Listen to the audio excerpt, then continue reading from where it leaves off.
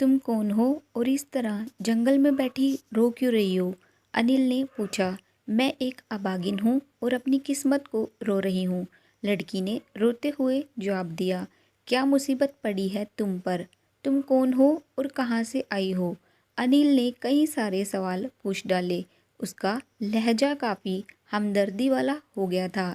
मैं तुम्हारी क्या मदद कर सकता हूँ? आप मेरी क्या मदद कर सकते हैं? लड़की ने पूछा। तुम मुझे हालात बताओ, मैं हर मुमकिन मदद करने की कोशिश करूँगा, अनिल ने लड़की को तसल्ली देते हुए कहा। लड़की कहने लगी, मैं पंजाब की रहने वाली हूँ। मेरा बाप भंडार गांव का रईस था। हमारे पास ढेरों जायदाद और दौलत थी। मैं अपने बाप की इकलौती और लाडली औलाद थी। साथ वाले गांव के राजपूतों से हमारी पुरानी दुश्मनी चली आ रही थी। अक्सर लड़ाई झगड़े होते रहते थे। कुछ दिन पहले वहाँ झगड़ा हो गया और राजपूतों ने हमारे गांव पर हमला कर दिया। मेरे बाप और बिरादरी वालों ने उनका मुकाबला किया, मगर उस लड़ाई में मेरा बाप मारा गया। मैं जानती थी कि दुश्मन अब मुझे पकड़कर अपने साथ ले जाएंगे और मेरे साथ बहुत ही बुरा और जालिमाना सलूक करेंगे। इसलिए मैंने वहाँ से भाग निकलना ही बेहतर समझा। मैं एक चोर दरवाजे से हवेली से निकल भागी। मैं छुपती छुपाती इधर उधर पनाह की तलाश में भटकने लगी और भटकते भटकते इस जंगल में आ पहुंची हूँ और कहीं पनाह की तलाश में हूँ। साथ ही डर भी रही हूँ कि कहीं दुश्मन मुझे ढूंढते हुए इधर ना आ निकले और मुझे पकड़कर ना ले जाएं। लड़की ने कहकर फिर से रोना शुरू कर दिया। लड़की की दुख भरी दास्तान सुनकर अनिल का दिल पसीज गया। अब तुम्हें घबराने की ज़रूरत नहीं है। तुम दुश्मनों की पहुंच से दूर आ चुकी हो। अब तुम पंजाब में नहीं, कश्मीर में हो। मेरा तो अब इस दुनिया में कोई नहीं रहा। लड़की रोते हुए कहने लगी, मेरा सब कुछ लुट गया है। अब मैं जिंदा कैसे रहूंगी और जिंदा रहकर करूंगी भी तो क्या? रोने से कोई फ़ायदा नहीं, अनिल हमदर्दी से बोला। तुम मेरे साथ गांव में मेरी हवेली में चलकर रहो। वहाँ तुम्हें सुरक्षा भी मिलेगी और सुख भी। आपकी हमदर्दी का बहुत ज़्यादा शुक्रिया, लड़की ने निगाहें जुगाते हुए कहा। आप मुझे अच्छे आदमी लगते हैं, तो फिर उठो और चलो मेरे साथ। मैं हवेली में किस हैसियत से रहूँगी, नौकरानी? ऐसा नहीं होगा। मैं तुम्हारा रुतबा तुम्हें दूंगा, अनिल ने गंभीरता से कहा। कैसा रुतबा? लड़की ने पूछा। अनिल सोच में पड़ गया। लड़की की अद्भुत सुंदरता ने उसका मन पहले ही मोह लिया था। अब उसे यह भी पता चल गया था कि लड़की काफ़ी ऊंचे खानदान की है। अगर तुम बुरा ना मानो तो एक बात कहूँ, अनिल झिझकते हुए बोला। हाँ हाँ कहिए, लड़की ने उसकी तरफ देखते हुए कहा। मैं अशोकनगर के रईस मोहनलाल का बेटा हूँ। मैं तुम्हें जीवन साथी बनाकर तुम्हें मुनासिब मुकाम देना चाहता हूँ। लड़की ने निगाहें झुका ली और अपना चेहरा हाथों में छुपाकर शर्माने लगी। अनिल का चेहरा खुशी से दहकने लगा। उसने आगे बढ़कर लड़की का हाथ पकड़ा और बोला, उठो मेरे दिल की रानी, मैं खुशकिस्मत हूँ और तुम्हारा शुक्रगुजार भी कि तुमने मेरा मान रख लिया। तुम्हारे रूप में मुझे बिल्कुल वैसी ही पत्नी मिली है जैसी पत्नी की मेरे दिल में हमेशा से तमन्ना थी। लड़की ने अपना नाम सारिका बताया। अनिल ने सारिका को घोड़े पर बिठा लिया और अपने गांव की तरफ चल पड़ा। अनिल और सारिका की शादी बड़ी धूमधाम से हुई। कई दिन गांव में गहमा गहमी और जश्न का माहौल रहा। कुछ दिन बाद एक दिन सारिका ने अनिल कुमार से कहा, आपको पाकर मेरे दिल की मुराद पूरी हो गई है। इतनी खुशी मैंने अपने गांव में रहकर भी नहीं पाई थी जितनी आपकी संगत में रहकर मिली है। मैंने पूरा जीवन गांव में रहकर ही गुजारा है। अब मेरी इच्छा है कि हम शहर जाकर रहें। मैं शहर का जीवन जीकर उसे आनंद उठाना चाहती हूँ। अनिल ने सारिका की इच्छा का सम्मान किया और उसे लेकर दिल्ली आ गया। उन दोनों में बेपनाह प्यार था और यह प्यार दिन ब दिन बढ़ता ही जा रहा था। अनिल तो रोज रोज उसकी कशिश में गिरफ्तार होता जा रहा था, मगर यह खुशी और उल्लास के दिन ज़्यादा देर बरकरार ना रह सके। अचानक ही अनिल काफ़ी ज़्यादा बीमार हो गया। उसकी तबीयत मारी मारी सी रहने लगी। उसका जिस्म टूटा टूटा सा और पेट में हर वक्त दर्द रहने लगा। अनिल ने उसकी तरफ ध्यान नहीं दिया। अरे यह मामूली बात है, कुछ कमजोरी हो गई है, जल्दी ही ठीक हो जाएगी, उसने सारिका के पूछने पर लापरवाही से कहा था। लेकिन ज्यों ज्यों वक्त गुजरता गया मोहन की बीमारी बढ़ती गई। उसने डॉक्टर को दिखाया तो डॉक्टर ने भी कहा कि मामूली बात है और उस मामूली बात के लिए डॉक्टर ने मामूली सी दवाई दे दी। अनिल ने बड़े नियम और समय से दवाइयाँ ली, लेकिन उसका पेट दर्द ठीक नहीं हुआ, बल्कि वो दर्द प्रतिदिन बढ़ता ही गया।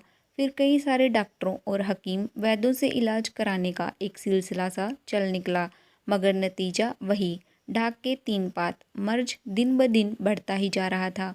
नौबत यहाँ तक आ पहुंची कि बीमारी की वजह से अनिल अपने कमरे तक ही सीमित रह गया था। वो हर वक्त बिस्तर पर पड़ा रहता। अनिल इस कदर कमज़ोर हो गया था कि उसने चलने फिरने की हिम्मत भी नहीं रही थी। सारिका भी अनिल की बीमारी की वजह से परेशान रहने लगी थी।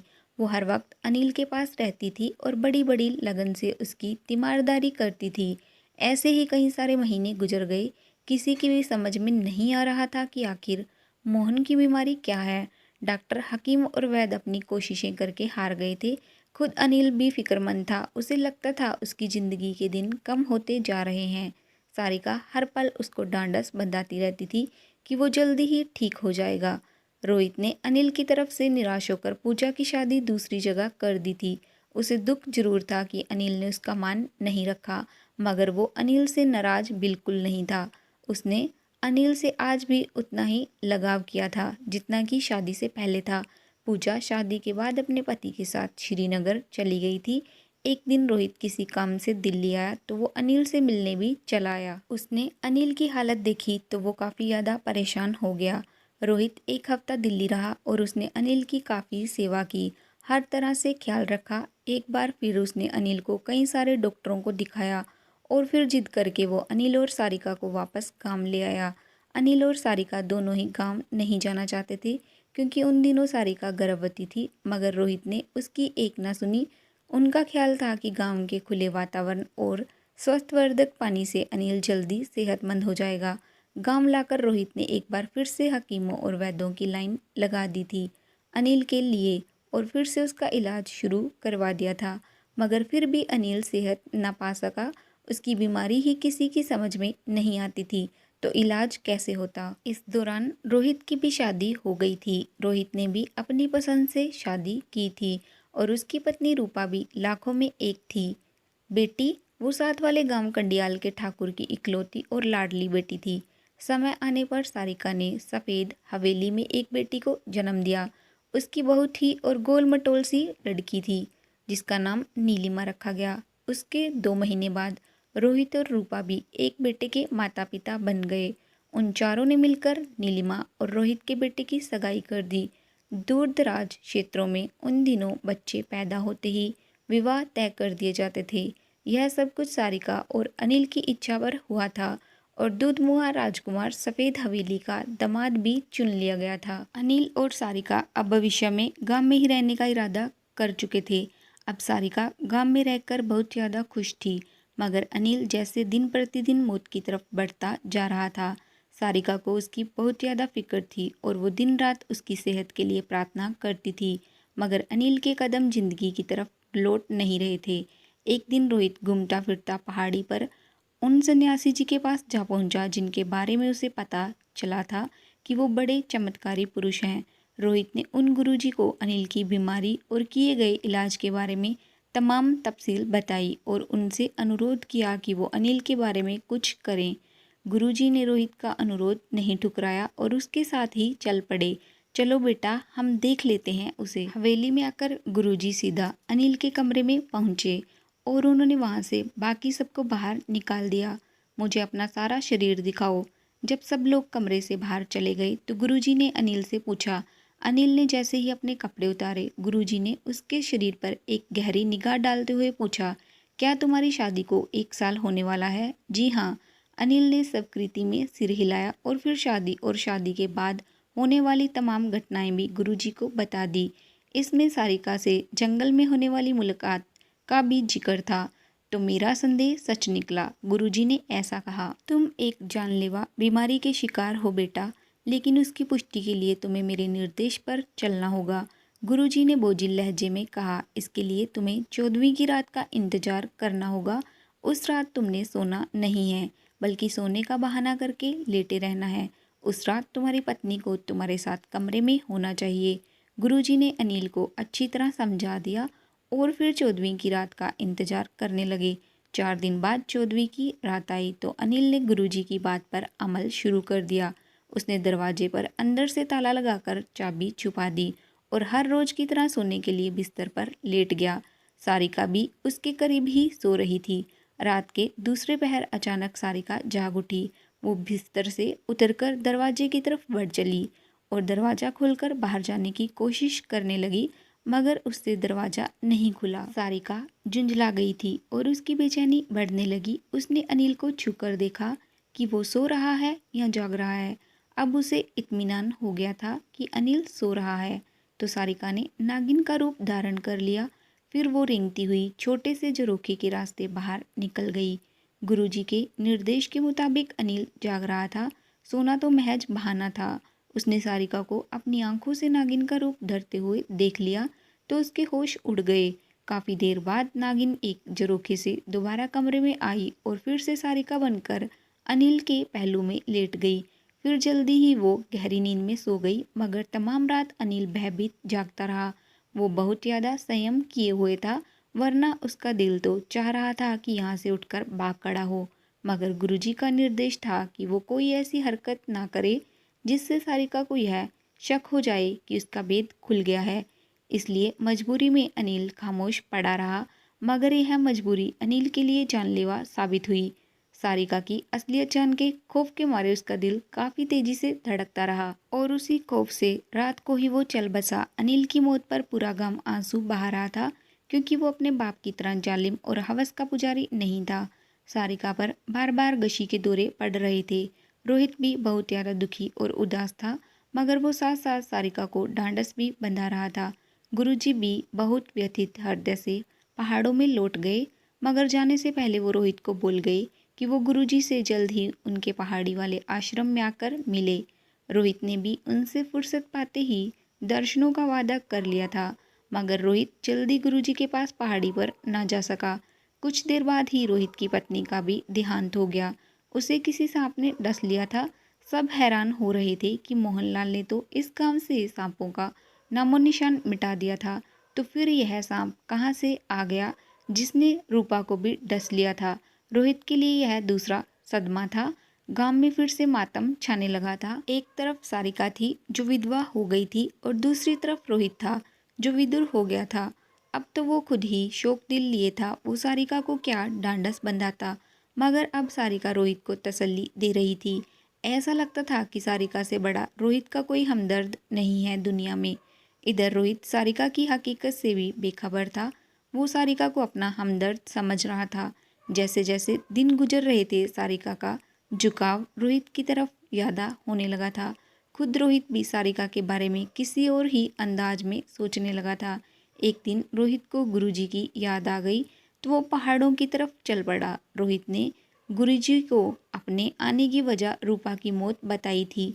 रूपा की मौत के बारे में सुनकर गुरुजी काफ़ी ज़्यादा चौंक उठे। रोहित, मैं अनिल की बीमारी की मौत और रूपा की मौत की वजह जान गया हूँ। फिर गुरुजी ने अपनी और अनिल की आखिरी बातचीत और 14वीं की रात की तफसील रोहित को बताई और कहा सारिका औरत नहीं नागिन है। रोहित हैरत से गुरुजी की तरफ देखने लगा कि वो क्या कह रहे हैं। रोहित के पूछने पर गुरुजी ने बताया, अगर किसी सांप पर 100 साल तक किसी इंसान की नज़र ना पड़े तो वो इच्छाधारी बन जाता है। वो अपनी मर्जी से कोई भी काया अपनाकर लोगों के सामने आ सकता है।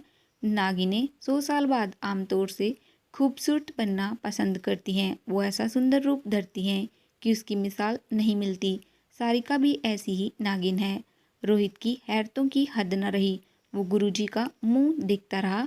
सारिका का अगला शिकार तुम हो रोहित, गुरुजी ने कहकर रोहित के होश उड़ा दिए। तुम्हारी पत्नी रूपा को यकीनन सारिका ने ही रास्ते से हटाया है। अब वो तुमसे शादी करना चाहेगी और फिर वो अनिल की तरह तुम्हें भी बीमार कर रास्ते से हटा देगी। रोहित की आंखें हैरत और दहशत से खुली की खुली रह गई। गुरुजी ने सच ही कहा था। रोहित और सारिका एक दूसरे से मोहब्बत करने लगे थे। सारिका की असलियत जानकर रोहित परेशान हो गया था, क्योंकि वो अनिल कुमार का हशर देख चुका था। इस मुसीबत से कैसे छुटकारा पाया जा सकता है गुरुजी? ऐसा हो सकता है, मगर इसके लिए बहुत होशियारी और सतर्कता की ज़रूरत है। सारिका को मामूली सा भी शक नहीं होना चाहिए कि हम उसकी हकीकत जान चुके हैं। उसे पता चल गया तो वो सब कुछ बर्बाद करके रख देगी। फिर गुरुजी ने रोहित से कहा कि वो सारिका के करीब जाए और जब सारिका उसे शादी की पेशकश करे तो वो फ़ौरन तैयार हो जाए। उसके बाद गुरुजी रोहित ने उतावली से पूछा, फिर जब सुहागरात को वो तुम्हारे कमरे में हो तो कमरे को आग लगा देना। सफ़ेद हवेली में एक ऐसा कमरा मौजूद है जिसमें लकड़ी का काम बहुत ज़्यादा किया गया है। तुम उसे और अधिक सुंदर बनाने के लिए लकड़ी और लाख का काम करवाओ और फिर सुहागरात को कमरे में दाखिल होने की बजाय तेल छिड़क कर आग लगा देना ताकि उस कमरे की हर चीज़ सारिका समेत जलकर राख हो जाए। वो आग हवेली का और भी नुकसान कर सकती है मगर इसके सिवा कोई चारा नहीं है। रोहित ने यह कठिन कार्य करने की हामी भर ली और प्रण किया कि वो सारिका से अपने दोस्त अनिल की मौत का बदला जरूर लेगा। वो गुरुजी के निर्देश और आज्ञा लेकर हवेली में चलाया। उसके बाद रोहित ने सारिका का हर तरह से ख्याल रखना शुरू कर दिया था। वो एक दूसरे के नज़दीक आते गए और फिर एक दिन सारिका ने रोहित के सामने खुद ही शादी का प्रस्ताव रख दिया। रोहित ने भी थोड़ी सी दाएं बाएं करके अपनी सहमति दे दी। इस दौरान रोहित ने हवेली के एक कमरे में ढेर सारी लकड़ी का काम करवा के ऊपर लाख के बेल बूटे बनवा दिए थे। रोहित और सारिका की शादी एक छोटे से समारोह में हो गई थी। गांव वाले भी इस शादी से बहुत ज़्यादा खुश थे। शादी की पहली रात रोहित के लिए कड़ी परीक्षा की रात थी। उसके लिए जिंदगी और मौत का ख्याल था। जरा सी कमजोरी बाजी पलट सकती थी। सारिका दुल्हन बनी सुहाग सेज पर रोहित की प्रतीक्षा थी मगर उसकी प्रतीक्षा रंग नहीं लाई। रोहित ने प्रोग्राम के मुताबिक उस कमरे को आग लगा दी। देखते ही देखते वो कमरा जलकर राख हो गया। सारिका भी उसमें जलकर मर गई। अगले दिन रोहित ने गांव वालों को भी सारिका की असलियत बता दी।